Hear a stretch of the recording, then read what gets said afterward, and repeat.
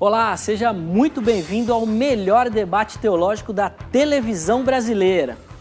E hoje aqui no Vejam Só nós teremos um bate-papo super especial, uma temática que com certeza é muito familiar e muito conhecida de todos os evangélicos. Hoje nós vamos falar sobre a crucificação e com certeza você que nos acompanha já leu os textos que falam sobre o assunto, já ouviu muitos estudos, muitos sermões, já procurou livros que tratam sobre o tema. É um assunto que realmente é recorrente na temática evangélica. Mas hoje, de forma especial, aqui no Vejam Só, nós vamos ter um bate-papo sobre alguns aspectos que talvez você nunca tenha parado para analisar. Inclusive, aspectos que o próprio texto bíblico ou não se aprofunda, não dando muitos detalhes, ou falando, mas acaba passando desapercebido. Às vezes a gente não dá muita atenção ou ainda não tem as devidas explicações para eles. Nós vamos falar sobre alguns aspectos médicos e científicos da crucificação. E talvez a primeira pergunta que a gente precisa fazer, e já é feita na verdade lá no nosso Facebook, é se hoje nós aguentaríamos assistir à crucificação de alguém. Porque esse não é um espetáculo bonito de ser visto. Inclusive a narrativa bíblica, quando apresenta ou introduz o assunto, ele coloca um cenário bem apocalíptico do episódio. Provavelmente já dando a entender que não é uma situação muito bonita. Mesmo naquele momento tendo uma representação muito significativa para o cristão. Para alguns até tratado como o ápice. Não que na perspectiva de Deus a gente tenha algum momento que é mais importante ou não. Mas o nosso olhar humano com certeza é um momento que fala muito aos nossos corações, que traduz de forma muito especial o amor de Deus para cada um de nós. E é nesse aspecto que nós vamos introduzir alguns conhecimentos médicos e científicos para aprofundarmos então o nosso conhecimento sobre esse tema, sobre a crucificação. Por isso fique ligado, que o Vejam Só de hoje está apenas começando.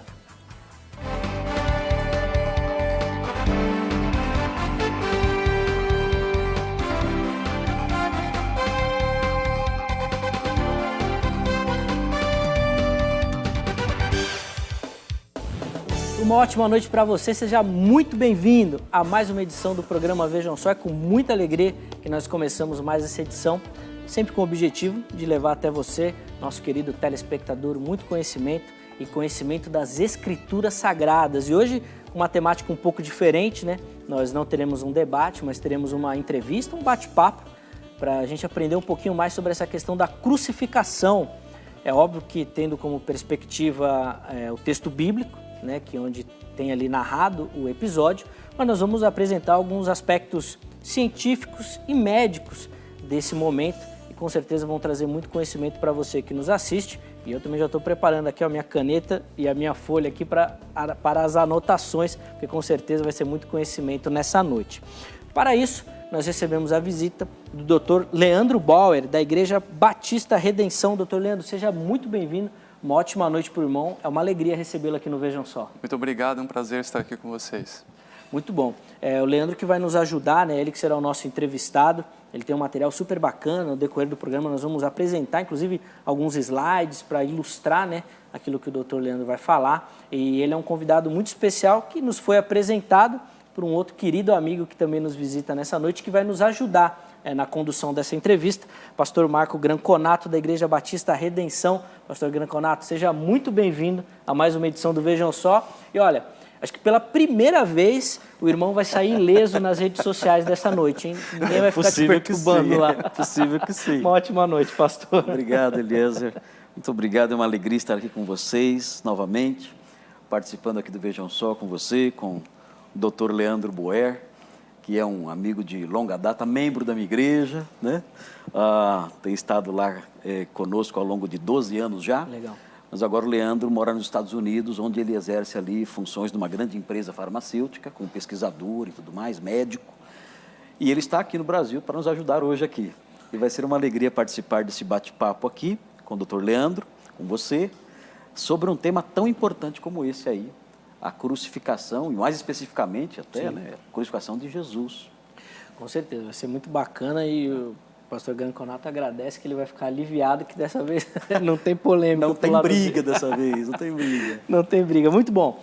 Antes da gente conversar um pouquinho mais com o Dr. Leandro, para ele se apresentar também, falar um pouquinho sobre o trabalho dele, a gente colocar ali as primeiras perguntas, vamos assistir a matéria que apresenta o nosso tema e com ela, então, a gente dá o start aí na edição dessa noite do programa Vejam Só. Acompanhe.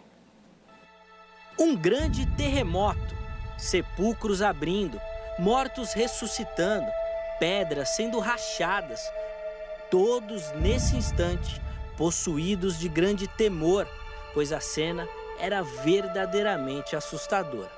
Esse relato, quase apocalíptico, você encontra nos evangelhos, bem no momento da crucificação de Cristo. Um momento muito assustador e sem beleza alguma. Falar da crucificação não é nada fácil. Momento de dor e tristeza, no lugar chamado caveira. Será que alguém hoje seria capaz de acompanhar esse momento de perto? Ali, parado aos pés da cruz? Será que aguentaríamos ver essa cena de verdade diante dos nossos olhos? Era uma morte dolorosa, lenta e de muita agonia. Você já parou para pensar em alguns aspectos médicos da crucificação? Como funcionava esse momento de dor e sofrimento? Hoje, aqui no Vejam Só, teremos a oportunidade de ter uma entrevista que irá nos esclarecer muitas situações sobre esse momento tão marcante para o cristianismo. Mesmo sendo uma hora de dor, angústia, sofrimento, tudo isso como uma resposta ao pecado da humanidade. Toda a dor do pecado sobre os ombros de Jesus.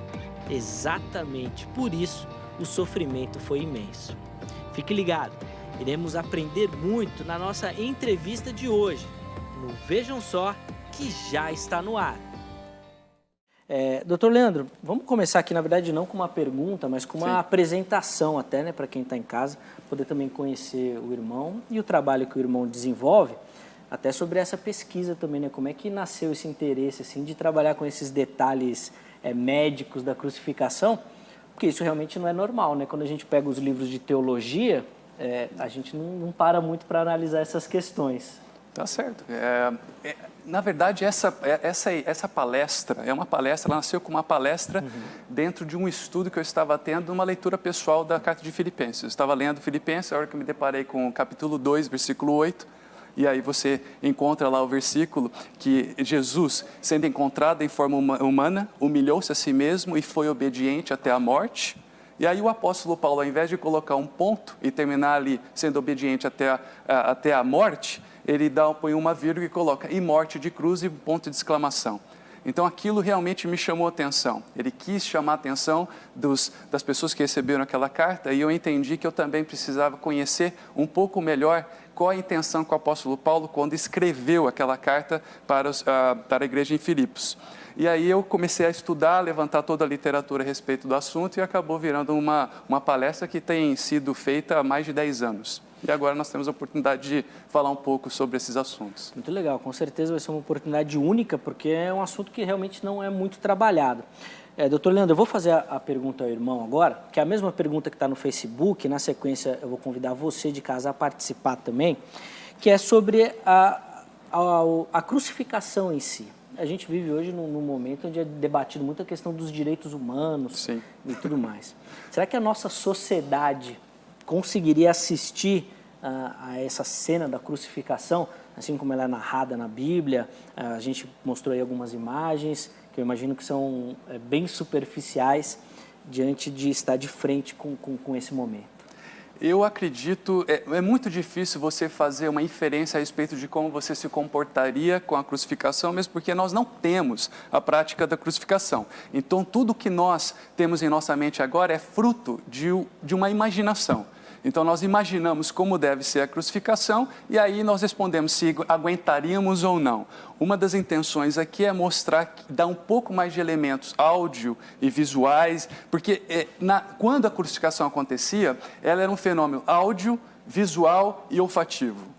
Então, você via algo acontecendo, você escutava os gritos de dor do condenado e você também sentia o cheiro do sangue e muitas vezes a pessoa evacuava durante o processo de crucificação, mesmo porque a pessoa na cruz era previsto que uma pessoa na cruz ficasse até 4 dias na cruz. Então, ela provavelmente teria liberação dos seus esfíncteres, não apenas pela dor, e ela teria que evacuar e urinar ali naquele local. Então, todas as vezes que as pessoas passavam por ali, eles eram impactados visualmente, auditivamente e olfativamente. É difícil você, hoje, em 2018, ter uma perspectiva do que uma pessoa naquela época teria.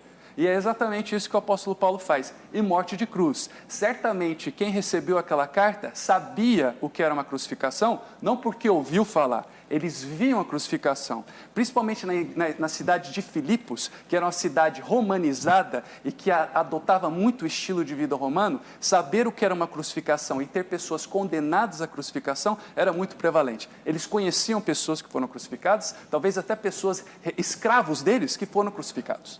Então, a gente não sabe exatamente como a gente reagiria, mas a minha expectativa é que hoje, se uma pessoa pudesse pegar uma máquina do tempo e voltar naquela época, seria muito, muito difícil contemplar a crucificação. Especialmente os discípulos de Jesus, que viram o seu próprio mestre, o Deus encarnado, passando por aquela humilhação, para que a gente tivesse a salvação. Não é fácil mesmo. E é essa pergunta que o Vejam Só faz a você que nos acompanha. Lá no nosso Facebook, facebook.com/programa Vejam Só, você encontra todas as enquetes, né, aqui do programa, e a gente conclama, né, pede que você participe, respondendo a enquete e, na sequência, colocando o seu comentário também. E aí, tendo tempo e oportunidade, a gente pega alguns comentários e exibe aqui para a gente também poder repercutir a sua opinião sobre o tema, tá bom? Coloca a enquete aí no ar, então, para a gente poder ler e quem nos acompanha já poder acessar lá o nosso Facebook. A pergunta é exatamente essa. Você suportaria assistir à execução de um condenado por crucificação? E aí tem as duas alternativas, né? Sim, é a primeira alternativa, não é a segunda possibilidade. E você responde à enquete, no final a gente vai dar até uma parcial aqui, né, da porcentagem, né, dos votos, mas eu peço que você também nos comentários coloque os motivos, né? Por que sim, por que não, para a gente poder também repercutir um pouquinho disso, da sua opinião, não só nesse programa de hoje, mas todos os programas do Vejam Só, você consegue acessar ali e ter essas informações também.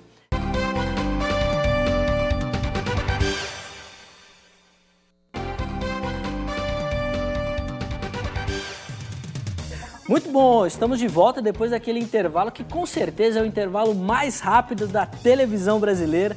E a gente vai agora começar a bater muito papo sobre essa questão da crucificação, esses detalhes médicos, científicos. Nós vamos colocar agora o pastor Granconato também para bater um papo e nos ajudar nessa condução. Mas antes, doutor Leandro, eu queria fazer uma pergunta sobre a crucificação em si. Quando que ela começou? Isso é questão dos romanos? Foram os romanos que inventaram isso?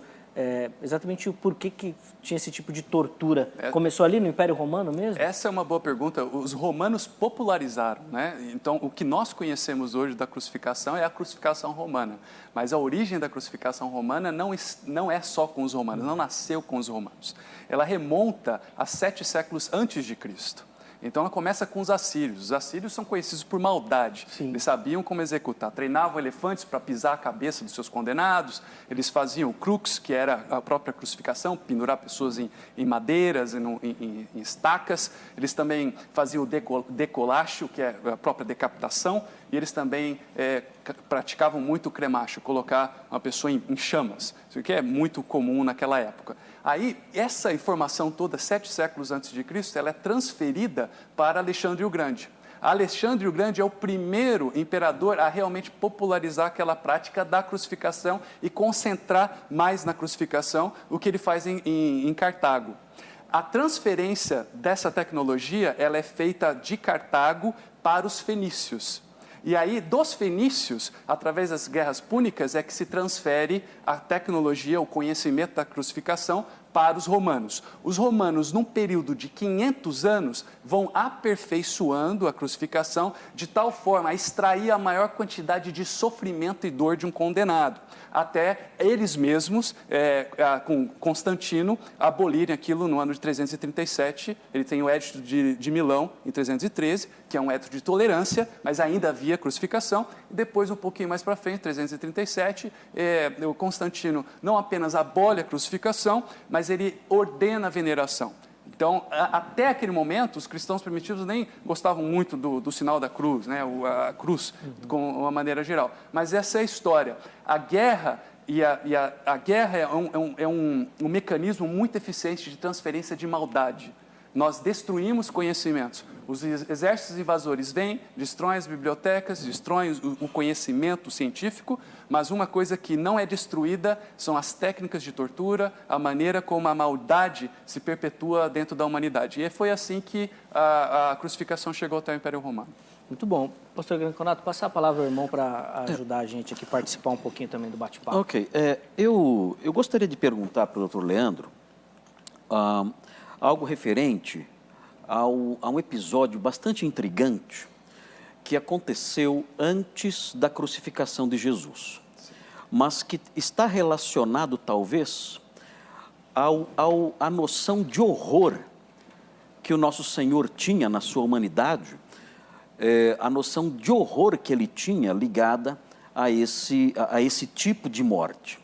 E o texto que me vem à mente aqui, a que eu me refiro como algo bastante intrigante, é o texto de Lucas 22, 44, que diz que ele, estando em agonia, aqui no Getsemane, em face da proximidade, da iminência da crucificação, ele, estando em agonia, orava mais intensamente, e aí vem a parte intrigante, que nós cremos, é a palavra de Deus, é a verdade, mas muita gente pode falar, não, aqui a Bíblia exagerou, isso aqui é teatro, isso aqui é algo ilusório, é algo absurdo, isso não pode acontecer. O texto fala, e aconteceu que o seu suor se tornou como gotas de sangue caindo sobre a terra. É possível isso acontecer, ou o que há aqui é um milagre que só aconteceu com Jesus? Aqui o autor bíblico, que é Lucas, inclusive um médico, né? Lucas, ele está exagerando, está pintando um quadro muito dramático, isso não aconteceria de forma nenhuma? Ou é possível perceber, por dados médicos, científicos, esse tipo de fenômeno aqui narrado em Lucas 22, 44? Perfeitamente. Isso não é um milagre, é apenas mais uma evidência da humanidade de Cristo. É possível acontecer, nós temos na literatura vários casos mostrando esse fenômeno acontecendo. O nome técnico disso é hematidrose. Hemate, que vem de sangue, drose, que vem do suor, então é hematidrose. E aí a descrição de Lucas, né, que é o médico, como gotas de sangue. E realmente há sangue ali misturado com o suor. Uma das maneiras da gente compreender isso é, se for possível, colocar na tela o slide 20. Lá, nesse slide número 20, nós vemos a anatomia de um folículo capilar. E aí, todo folículo, todo pelinho que você tem no seu corpo, ele é nutrido por capilares sanguíneos, que passam ali na base. Então, nós temos um músculo eretor, em que faz o seu pelo ficar eriçado, quando você fica arrepiado, você vê aquilo em ação. Você tem também glândulas sebáceas, que lubrificam aquele pelo. Você tem a glândula sudorípara, da onde sai o suor. E ali embaixo, todo esse aparato capilar para nutrir esse folículo capilar.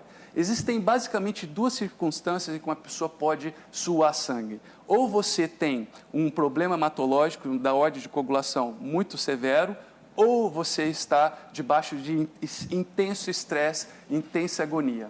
Então, a gente consegue até observar agora, doutor Leandro, o slide está na tela aí, eu acho que o irmão agora consegue explicar, ilustrando, né? Exatamente. Então, o que nós temos aí na tela, e o espectador pode ver, é um folículo capilar, você está vendo uma visão microscópica. Ali na figura de cima você vê os capilares sanguíneos passando, e em momentos de intenso estresse, esses capilares podem se romper. E aí, o sangue que está saindo desses capilares, ele se infiltra a glândula sudorípara, e aí você tem a secreção desse suor junto com o sangue. O que o texto me chama muita atenção é a intensidade com que isso alcança. Você vê que as gotas, que o suor cai ao chão. Jesus estava vestido, obviamente um pouco desse suor foi absorvido pela própria roupa, mas foi tão profusa o seu sofrimento e a sua transpiração de sangue, que ali, provavelmente numa atitude de oração, talvez inclinado um pouco para frente, aquele suor caiu sobre a terra e não foi absorvido pela sua vestimenta. Então é isso que nós temos acontecendo naquele momento. Muito bom. Doutor Leandro, e como é que funcionava a crucificação em si? Como é que era a preparação? O irmão já relatou aí que a ideia é que ficasse ali de 4 até 6 dias, realmente de tortura e de muito sofrimento. Mas como é que funcionava a preparação para colocar a pessoa, a cruz, como é que era preparada? O Império Romano, ele teve que desenvolver isso daí. Quando nós vamos na história, as pessoas crucificadas morriam muito rápido. O que o Império Romano era que eles queriam desenhar a cruz de tal forma que você sobrevivesse mais tempo ali, gritando de dor, sofrendo e se arrependendo por aquilo que você fez. E elas morriam rápido por quê? Elas morriam muito por causa da insuficiência respiratória.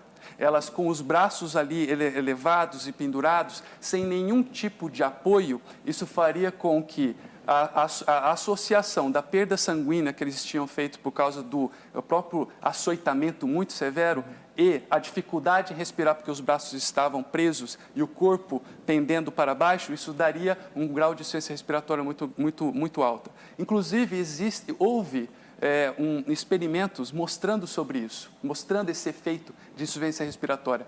Um dos experimentos mais conhecidos é o experimento de Mulder. Ele pegou estudantes de medicina e colocou, não os açoitou, apenas colocou ali pendurados pelos seus braços e você já consegue ver alterações dos batimentos cardíacos, da pressão arterial e da ventilação e da respiração em 6 minutos. Quando ele deixou esses alunos ficarem 12 minutos apenas, eles já tinham alterações da consciência. Isso tudo era revertido quando eles colocavam um apoio para a cintura ou um apoio para os pés, que é exatamente isso que nós podemos ver na estrutura de uma cruz romana. Se nós pudermos colocar e projetar para os espectadores o slide 15, vocês vão ver exatamente o que um carpinteiro da época deveria construir para o Império Romano. Nós temos a haste vertical chamada simplex, e nós temos aquela haste horizontal chamada patibulum. A parte simplex e a parte horizontal juntas dá em torno de 130 quilos. Era uma estrutura muito pesada. Lá em cima eles colocavam títulos, que é exatamente o que Jesus, rei dos judeus, qual foi o seu crime. Embaixo há dois curiosos componentes. Um é a sedícula, que é para a região dos quadris, e a outra é o supedâneo, onde você coloca o apoio para os pés. O fato de existir esses componentes na cruz, no slide 15, você vê exatamente o que está acontecendo ali. O condenado poderia, quando estivesse já agonizando em insuficiência respiratória, ele poderia se apoiar sobre a sedícula e também sobre o supedâneo com seus pés para que ele pudesse respirar melhor. Não é por acaso que o crurifágio, que é exatamente o que fizeram com os 2 ladrões, quebrar as pernas, foi feito para que acelerasse a morte desses condenados. Porque aí eles não poderiam usar mais o efeito do supedâneo. Então, essa é a estrutura que você tem, a cruz humilis. Existiam vários tipos de cruzes no Império Romano. Existia uma cruz decussata, que ela é uma cruz em X, menos conhecida. A cruz latina, que é essa que nós conhecemos. A cruz latina, ela tinha 2 tipos de altura. Ela poderia ser uma cruz mais baixa. Para quem está nos assistindo em casa, é só você olhar para o batente da sua porta. Tem 2,10 metros. Ela mais ou menos, o rosto do condenado estaria um pouquinho para cima do batente da porta. E havia também um outro tipo de cruz, que era a cruz sublimis, que é, em latim, uma cruz alta, que provavelmente foi a que Jesus foi colocado, porque nós temos evidências de que a esponja com vinagre foi levada até a sua boca com uma vara. Então, provavelmente não era baixa a cruz de Jesus, a cruz sublimis. E existe também a cruz em T. Quando você vai nas pinturas renascentistas da era medieval, você vai encontrar a cruz latina e a cruz em T aparecendo ali concomitantemente. Mas a mais praticada era a cruz latina, como nós conhecemos, que as pessoas têm crucifixos e nós vemos por aí. Então, desculpe, mas aquela história que a gente ouve aí de algumas seitas, testemunhas de Jeová, geralmente pegam a palavra stauros, que é cruz, no grego, e dizem que essa palavra se refere não a uma cruz como nós vemos por aí, mas a uma estaca. e insistem nisso, dizendo que Jesus foi crucificado numa estaca. Isso, então, não tem fundamento histórico nenhum? Não, não tem fundamento histórico. Aliás, existe evidência extra-bíblica de que não era essa cruz. Quando nós vamos para Flávio Joséfo, muito antes de Jesus, o próprio rei judeu, né, ali da Judéia, o Alexandre Janot, ele crucificou 800 judeus, né, que eram rebeldes para o seu próprio reino, com a cruz como nós conhecemos a romana. A outra história muito famosa, talvez seja a crucificação maciça mais conhecida e mais aterrorizante que existiu, foi Espartacus. Espartacus, ele liderou uma revolta de escravos ali por volta dos anos 73 a.C., e aí, por volta de 71, 6.000 escravos, 6.000 foram crucificados entre a cidade de Roma e Capua, onde foi que se originou aquela revolta. Então, há uma distância de 200 quilômetros entre Capua e Roma. 6.000 dividido por 200 quilômetros dá uma média aí de um crucificado nesses moldes a cada 33 metros. Ou seja, não existia fake news. Você andava na Via Ápia e você via o que era a crucificação e não eram estacas. As estacas, talvez um formato de estaca seja utilizado em campanha militar, porque existem áreas em que os exércitos romanos teriam árvores, como o eucalipto, que não vai ter os seus ramos saindo, e aí, pegando os seus condenados, eles poderiam colocar os seus condenados presos naquelas árvores que não têm os seus ramos, e nem você vai ficar perdendo tempo numa campanha militar para fazer aquilo. Mas, do ponto de vista institucional do terror romano, é cruz latina e, provavelmente, no caso de Jesus, cruz latina sublimes. É provavelmente isso que aconteceu ali. Que é cruz mesmo. É cruz, exatamente. Os dois componentes e ali 130 quilos. Essa ideia, esse conceito de uma mão para cima, com uma estaca, eu já vi algumas figuras assim, realmente elas margeiam aquilo que nós encontramos na evidência arqueológica e na evidência até histórica. Muito bom. A cruz sublimes, ela tinha que altura? A outra tinha 2,10 e a sublime? Ali você pode pôr mais pelo menos 1 metro, 1,5 metro para cima. Na verdade, a cruz, você vai ter a cruz sublimes, ela pode ser usada inclusive para realçar, por exemplo, um líder. Quando o Império Romano executava em massa, ele talvez colocaria os soldados em cruz humilis e ele colocaria o seu líder numa cruz sublimes. Uns 3 metros de altura. Exatamente, para que as pessoas vissem o que aconteceu com o seu líder. Então, eles colocavam em evidência. Algo que acontecia, inclusive, no empalamento. Empalamento era algo que matava as pessoas, eles injetavam um cabo de madeira pela região anal até sair pela boca, e eles tinham diferentes tamanhos dessa madeira. E eles geralmente deixavam o empalamento para o seu líder, o cabo maior, para que ele ficasse em evidência. E assim que outros povos viessem, quem fez muito isso foi Vlad Tepes Drácula, né? Ali na Romênia, para conter os turcos. Ele geralmente colocava o líder empalado na estaca maior, a mais sublime. As humílies ficariam para os seus soldados. Muito bom. E como é que funcionava, doutora, para prender a pessoa ali na cruz?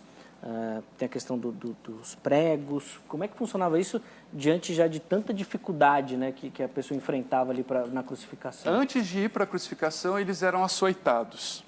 Então, era muito... Imagine só como eram. O flagrum era o instrumento que eles usavam. Era um cabo de madeira com mais ou menos umas 3 ou 5 tiras de couro, pedaços de metal e ossos de carneiro. Osso de carneiro, para quem come em casa carneiro, sabe como que o osso é todo irregular. Uhum. E aquilo, quando batia nas costas do condenado, ele rasgava realmente a pele, tinha toda uma lesão ali. Agora, quando ele saía dali, ele ia para a fixação. Obviamente, todo ensanguentado. Não dá para você amarrar, é muito escorregadio, então era necessário o prego. O prego tinha mais ou menos de 15 a 18 centímetros, com 1 centímetro de diâmetro, né, feito de ferro. E você fixava as mãos e também os pés. Nas mãos, há ainda muita discussão na literatura, existem algumas regiões que você pode usar. Então, eu estou aqui mostrando a minha mão, se você quiser dar um pouco do zoom, eu vou mostrar onde que poderia ser colocado. Nós temos na mão do condenado o prego passando por essa região aqui do punho, ou aqui na mão nos ossos do carpo. Existem estudos, inclusive radiográficos, mostrando que aqui há um espaço chamado espaço de Destot. Então, esse espaço de Destot, o prego entraria, ele entraria por meio dos ossos do carpo, não haveria nenhum tipo de fratura dos ossos do carpo, e ele ficaria extremamente preso. O prego passando por essa região, os estudos mostram, inclusive com braços de cadáver, que era possível aguentar 130 quilos em cada braço. Então, eu teria 130 quilos de peso sustentados pelo braço esquerdo, 130 quilos pelo braço direito. Então, você vê aí 260 quilos, ou seja, obesidade não era algo que o impediria de ir para a cruz. Uma pessoa obesa poderia ser facilmente crucificada. E na parte das pernas, existe um pouco de controvérsia, porque alguns estudos colocam os pés uns sobre os outros e o prego passando através dos ossos do tarso, do metatarso, mas a evidência arqueológica que nós temos, aliás, a única evidência arqueológica de 1967, é um prego no calcâneo, no calcanhar. E o prego não passa na frente do pé, o prego passa no calcanhar, do lado do pé. Então, seriam necessários 2 pregos para fixar os pés de um condenado. Um passando pelo lado esquerdo, entrando pelo seu calcanhar, e um pelo lado direito, passando pelo seu calcanhar direito. Então, 2 pregos embaixo, 2 pregos em cima e, eventualmente, algumas cordas para segurar o condenado. Essa informação é interessante porque a questão de ossos, né, de fraturas, é algo que a Bíblia relata e que nutre muita dúvida. Inclusive, essa descoberta do prego também é muito interessante, que vem de encontro a essa descrição bíblica. Mas os romanos tinham que ter muito conhecimento, quem fosse fazer, porque tem o ponto exato, né? Se errar, além de ter algum problema ali na pessoa, não vai dar o sofrimento que eles queriam que acometesse a pessoa. Imagine se você trabalhasse lá por Império Romano, e aí você estava lá cuidando da... Você errar, você que vai crucificar. Imagine os 6 mil escravos de Espartacus. Bem, se você for um estagiário, acho que no 500, acho que você já pegou o jeito certo de fazer a crucificação. Você ia ter toda a possibilidade do mundo de testar o prego em todas as partes do braço e ver o que... Olha, eu preguei, ele caiu. Eu preguei, ele ficou. Então, eu acho que na tentativa e erro, isso era passado. Eu acho que era muito, muito natural e muito... E é esperado que eles soubessem aonde passar o prego, a fim de que o condenado ficasse definitivamente na cruz. Além de que sofresse bastante. Doutor Bianconato, por favor. Eu tenho uma pergunta.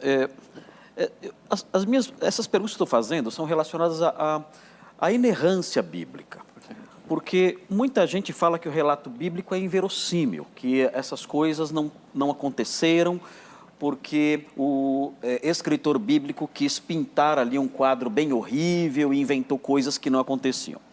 A minha pergunta, então, é relacionada a um episódio que é muito conhecido e que algumas pessoas dizem, não, isso aí não existe, que está em João 19, versículo 34, que fala: mas um dos soldados lhe abriu o lado com uma lança e logo saiu sangue e água. E aí vem depois os pais da igreja interpretando isso simbolicamente. A água era símbolo do batismo e o sangue era símbolo da Eucaristia e outras coisas assim, porque isso na realidade foi um evento sobrenatural e tudo mais. A história não pode comprovar isso, não é um evento histórico. É algo simbólico, o texto tem que ser interpretado de modo alegórico, enfim. Há possibilidade de explicar isso do ponto de vista médico, sair sangue e água do lado de Jesus ali crucificado? Exatamente. Os pais da igreja poderiam ter auxílio de algum médico e colocar o sangue ali para coagular e eles teriam a ideia de o que aconteceu. Esse trecho de João é fantástico, porque João não era médico, era um pescador, não tinha formação científica, e ele, então, descreve o que ele viu. E o que ele descreve é exatamente a ordem das densidades de um sangue coagulado. Calma, vamos entender o que está acontecendo. Se a gente puder apresentar para o espectador o slide 49, vocês vão ver. Se eu pegar aqui, por exemplo, do pastor Eliezer, ele falou, eu quero doar um pouquinho de sangue. Nós colocarmos o sangue do pastor Eliezer aqui nesse copo. O que vai acontecer depois de alguns minutos? O seu sangue vai coagular. A parte de baixo, que é a parte vermelha, a parte do sangue, que é mais densa, vai ficar na parte de baixo. Aí vai ter uma fina camada entre a parte vermelha que é onde ficam os leucócitos, as células brancas. E acima você vai ter o soro sanguíneo. Aqui você está vendo na imagem um soro meio amarelinho. É exatamente o que acontece se você fosse, por exemplo, agora comer uma feijoada. Comer uma feijoada, daqui 1 hora eu tiro o seu sangue e ponho para coagular. Como o seu soro vai estar cheio de lípides, cheio de gordura, ele vai ficar meio amarelinho. Mas Jesus, desde em que ele foi capturado até a sua crucificação, nós temos um período prolongado de jejum, 18 horas aproximadamente. Então, não havia lípides. Se eu colocasse o sangue de Jesus num tubo de ensaio, na hora em que ele coagulasse, o soro seria bem clarinho, não seria amarelinho. E é exatamente isso que aconteceu. Jesus provavelmente foi muito açoitado, muito machucado na parte do tórax com flagrum, e ele desenvolveu o hemotórax, ou seja, ele estava com um derrame pleural, ele tinha sangue na parte interna do seu tórax. E quando aqueles soldados que eram profissionais da morte sabiam exatamente quem morria e quem não morria, quando eles falaram, vamos fazer só uma constatação, e pegaram a lança e o lancetaram do lado, aqui do lado do tórax de Jesus, não sabíamos se é esquerda ou direita, mas isso é irrelevante, porque quando alguém era açoitado, ela era açoitada pelo lado direito e o lado esquerdo. O nome dessas pessoas eram liquitores, liquitor direito e liquitor esquerdo. Então, provavelmente ele foi machucado dos dois lados. Se ele tivesse lancetado do outro lado, ia sair a mesma coisa. O que aconteceu? Que Jesus, já estando morto e o sangue coagulado dentro daquela cavidade pleural, quando a lanceta entra, o que vai sair primeiro? O líquido com maior densidade, sangue. Depois que você tem a saída do sangue, você vai ter o quê? A coluna de soro saindo. Como ele estava em jejum há muito tempo, muito parecido com água. Então, o que João descreveu foi exatamente a saída daqueles líquidos por suas ordens de densidade, pela ordem de densidade daqueles líquidos. Ou seja, o sangue com maior densidade sai primeiro e o soro com menor densidade sai depois. E João não conseguiria dar essa descrição técnica porque ele não tinha esse conhecimento. Então, o que ele viu... ele descreveu, sangue e exatamente. Água. Então, até a ordem das palavras no texto bíblico mostram a inerrância. O texto bíblico mostra que ele respeita até as densidades de um sangue coagulado. É isso que a gente vê aqui na passagem de João. Então, a Bíblia está certa. Completamente. Como sempre, né? Como sempre, exatamente. Muito bom. Ó, a gente vai precisar fazer uma rápida parada para mais um intervalo, mas na sequência tem mais bate-papo aqui, eu tenho certeza que com muito mais conhecimento para você que nos assiste.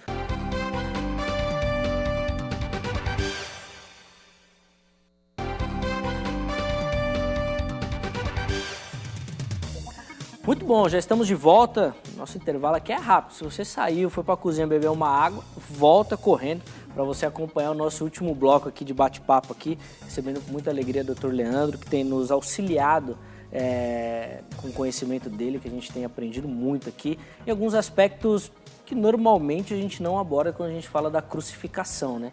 Aspectos médicos e científicos. Recebendo também o pastor Marco Granconato, que tem nos ajudado aqui nessa entrevista.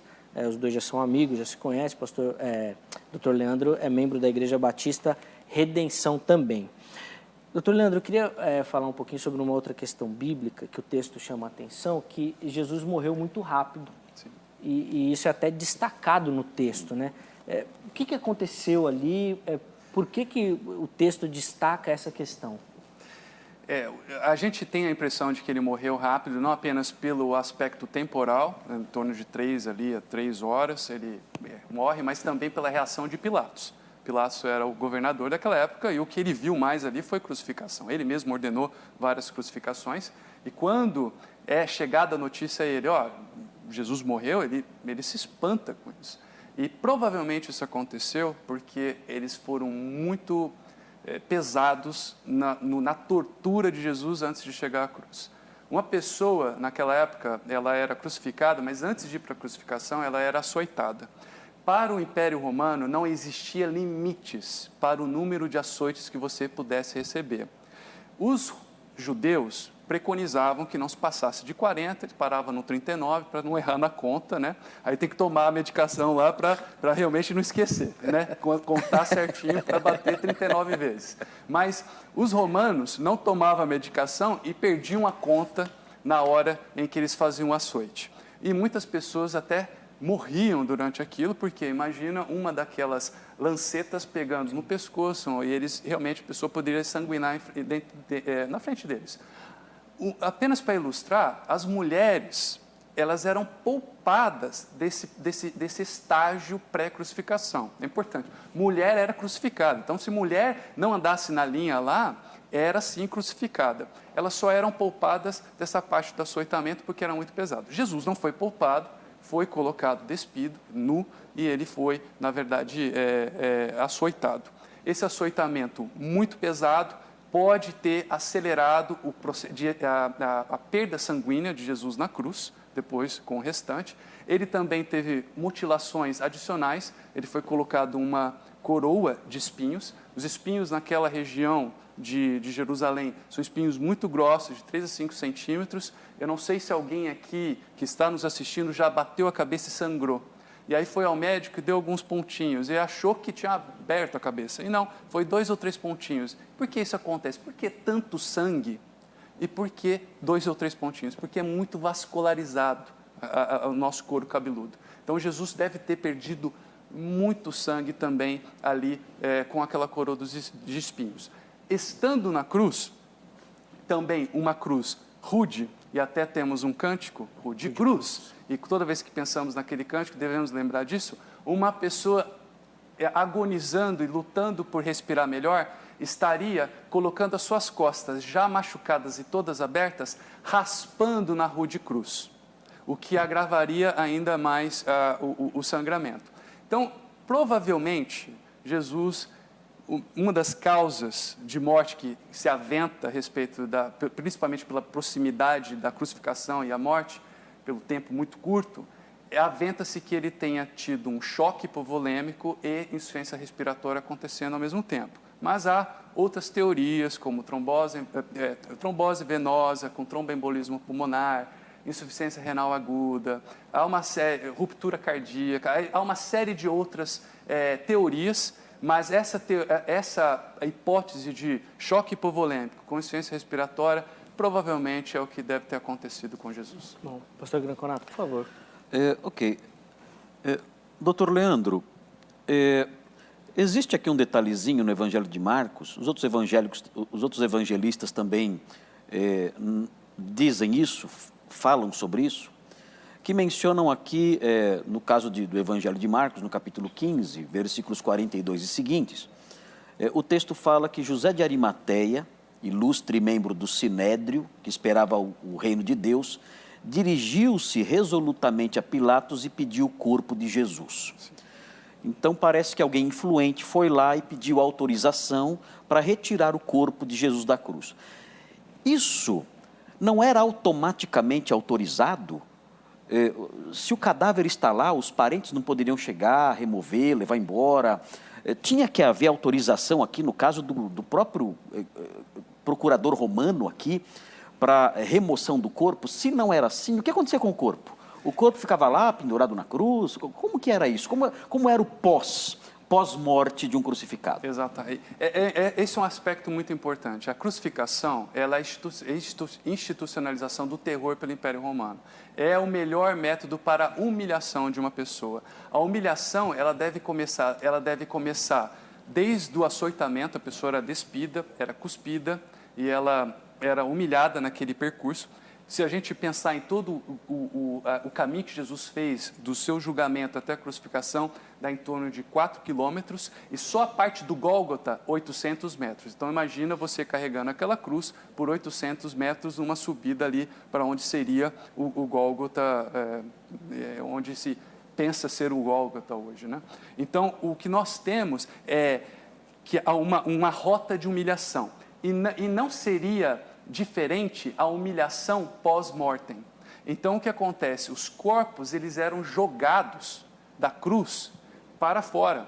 Ali na própria região do Monte da Caveira, e não é por acaso que se chama Monte Caveira, porque deveria haver muitas caveiras ali, muitos crânios. E o que acontece naquela época? Os animais selvagens, por causa do cheiro de sangue, as aves de rapina, todos eles viriam e comeriam aqueles condenados. Então era parte da humilhação de um condenado o destino do seu corpo ser jogado para aqueles animais. Tanto que é muito difícil encontrar evidência arqueológica de um crucificado, porque a gente tem um calcanhar que foi encontrado de um judeu que teve esse privilégio de ser sepultado com essas honras, e o prego não saiu, porque até o prego era reciclado. Ninguém ficava desperdiçando o prego naquela época, tirava o prego, mas no prego desse crucificado judeu, ele não saiu, e é por isso que nós temos hoje a única evidência arqueológica daquela crucificação. Pelo menos a que eu tenho conhecimento é a única que nós temos, que foi descoberta na década de 60. Então, eles eram jogados ali, o cheiro era terrível, porque os corpos estavam em decomposição, nós tínhamos outras pessoas chegando para a crucificação, sentindo aquele cheiro, e é por isso que eu digo que a crucificação é um fenômeno audiovisual e olfativo. Outra coisa que nós temos que pensar é que um crucificado poderia ficar dias na cruz. E aí, todo mundo ali diante da cruz vai para casa, ter o seu jantar, vai dormir, mas o crucificado fica ali. E os animais à noite começam a devorar, principalmente as cruzes mais baixas, já poderiam começar a comer aquelas pessoas vivas, né? Ou pelo menos quase mortas. Então é algo extremamente aterrorizador. A imagem de um crucificado, de começo ao fim, era algo muito impactante. E o exército romano e o Império Romano foi muito eficaz em usar essa figura para conter eventuais rebeliões, que a gente sabe que aconteceram muitas. Com certeza, olhando isso daí, o povo, todo mundo ficava apavorado. Pensa duas vezes antes de fazer qualquer coisa. Pensa duas vezes. Doutor Leandro, e aí talvez até o pastor Granconato possa auxiliar nessa resposta também, porque a questão da crucificação, ela é muito relacionada com o amor de Deus. Então, quando a gente fala isso, né, da cruz, da imagem da cruz, ela vem muito relacionada com o amor. E o Kuyper, no livro A Obra do Espírito Santo, ele inclusive relaciona isso, que o amor de Deus que é irresistível, que seria exatamente essa cena da cruz. Mas o quadro que a gente está pintando aqui é horrendo. Ele não bom, pelo menos imaginando aqui, né, na nossa simplicidade, né, que não tem como fazer, é uma cena horrível. Foge completamente dessa questão de amor ali, não tem como você juntar as duas questões. Não sei se o doutor Leandro vai conseguir responder isso, mas o Granconato pode ajudar. Como é que nós vamos juntar a imagem da crucificação que a gente está desenhando aqui com a questão do amor de Deus para com o ser humano? Nós não estamos falando sobre crucificação sem um propósito para a vida cristã. E é exatamente isso que eu gostaria de falar. Quando a gente vê toda essa gravidade, severidade da crucificação, algo tão terrível, traz um conforto especial para o nosso coração em pensar que Jesus, passando por tudo aquilo, ele pensava na gente, pensava em você, que ele estava fazendo aquilo, sofrendo toda a punição de Deus, toda a ira de Deus por causa do seu pecado. Então você olha aquilo extremamente agressivo aos olhos, agressivo aos nossos ouvidos, agressivo ao nosso olfato, e fala, nosso Senhor passou por aquilo para que esse meu pecado fosse punido e fosse perdoado. Então é algo que ao mesmo tempo traz alguma náusea e ao mesmo tempo conforta. E além disso, nós vemos o apóstolo Paulo usando a crucificação para uma ferramenta diária para nós. Todos nós hoje, todo mundo que está assistindo ao programa, tem as suas lutas diárias com o pecado. E o apóstolo Paulo, por exemplo, como nós vemos em Colossenses, no capítulo 3, ele fala, assim, façam morrer tudo que pertence à natureza terrena de vocês. E aí ele dá uma lista de pecados ali. Aí ele escreve também em Gálatas 3, os que pertencem a Cristo, a Jesus Cristo, crucificaram a carne com suas paixões e os seus desejos.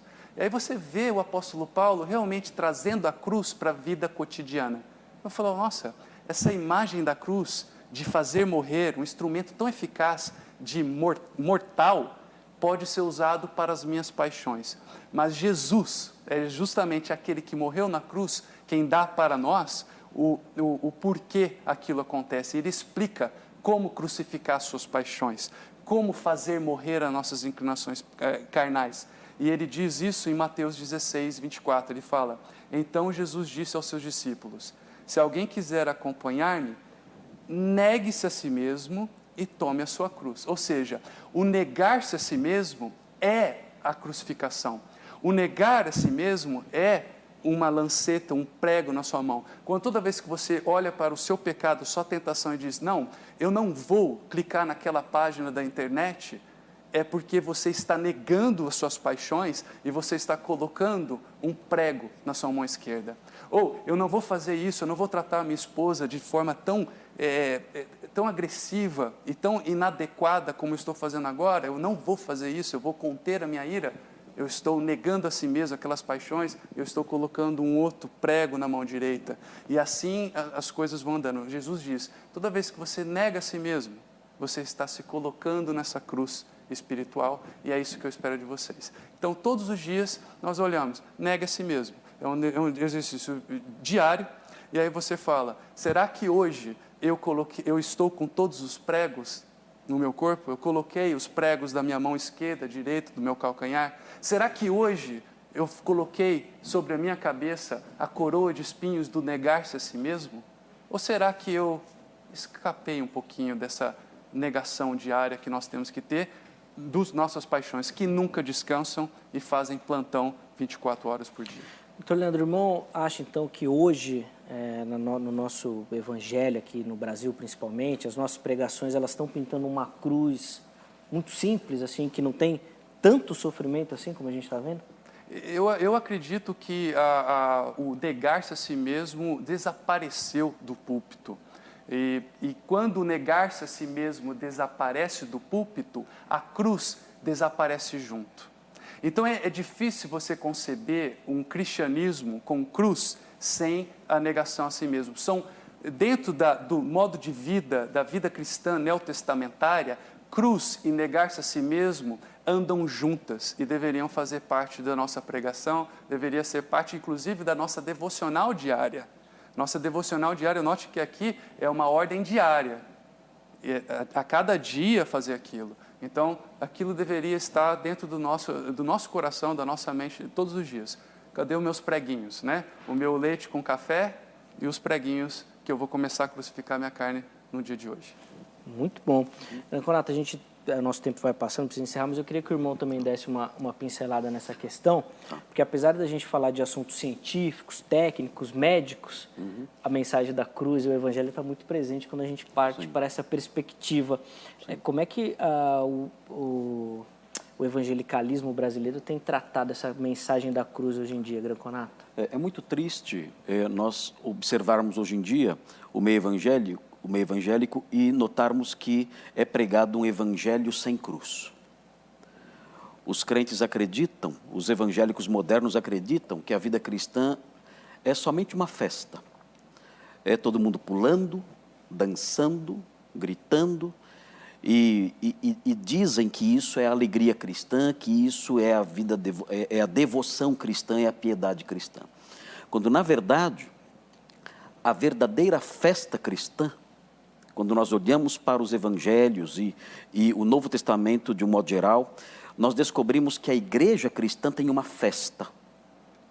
E essa festa que a igreja cristã tem é a ceia do Senhor. É uma refeição. É uma refeição comemorativa. E essa refeição comemorativa celebra o quê? Celebra a crucificação. Isto é o meu corpo, este é o meu sangue derramado em favor de vós. Então nós percebemos que no cristianismo a cruz, ela é uma mescla de alegria, tanto que isso é celebrado numa festa, a ceia, festa entre aspas, e ao mesmo tempo, existe um paradoxo aí, é algo alegre, e ao mesmo tempo, o próprio fato, a própria figura da cruz é algo triste. Então, no cristão, as duas coisas se mesclam. A piedade cristã é uma piedade mesclada. em que o crente em Cristo, ele olha para a cruz e ele fica triste. Por que ele fica triste? Porque o meu Senhor padeceu naquela cruz por minha causa, por causa do meu pecado. Foi na cruz onde um dia eu vi o meu pecado castigado em Jesus. Então ele olha para a cruz e ele fica triste porque a cruz é um símbolo de morte, a ira de Deus derramada ali, a punição do pecado ali sobre o lenho crucial. Então ele olha para aquilo e ele fica triste, mas ao mesmo tempo lembra da festa. A ceia do Senhor é também uma refeição festiva, comemorativa. Aquela cruz também representa perdão. E aí ele se alegra. E assim a vida cristã caminha, não em arroubos de loucura, em que as pessoas saem rodopiando, gritando, rolando, dando gargalhada como loucos por aí, como nós vemos hoje em dia no meio evangélico. Não. O cristão é um homem equilibrado. A piedade cristã é equilibrada, é sensata. Por quê? Porque existe essa mescla de alegria e tristeza. Ele não é dominado pela tristeza e não é levado a uma alegria insana, amalucada. Ele é sereno, é uma alegria serena em que ele diz: o meu pecado custou caro, e isso me entristece, eu vejo meu Senhor na cruz, mas ao mesmo tempo eu sou alegre e feliz, porque nessa cruz está a saída, o meu perdão, eu fui perdoado. Muito bom. E com essas considerações aí, infelizmente, a gente precisa encerrar o programa de hoje. Eu agradeço muito ao pastor Marcos Granconato. Obrigado, viu, Granconato, pela ajuda, obrigado, pela colaboração. E agradeço demais ao doutor Leandro também, que gentilmente nos visitou nessa noite e pôde trazer muita informação para a gente. Muito obrigado, Leandro. Um prazer, muito obrigado. Já está convidado para outras vezes também, para a gente falar mais, porque certeza que ficou muita coisa pelo caminho. Sim, sim. E a você também agradeço muito a sua audiência. Antes da gente encerrar, vamos colocar no ar aí o resultado da nossa enquete, por favor. Vamos lá, ó. Você suportaria assistir a execução? 89% dizendo que não e 11% de corajosos, verdadeiramente corajosos, dizendo que sim, que aguentariam. Muito obrigado pela sua participação na enquete, muito obrigado pela sua audiência. Vejam Só de hoje encerra, mas amanhã, se Deus quiser e assim permitir, nós estaremos de volta para mais um debate do Vejam Só. Muito obrigado e até a próxima.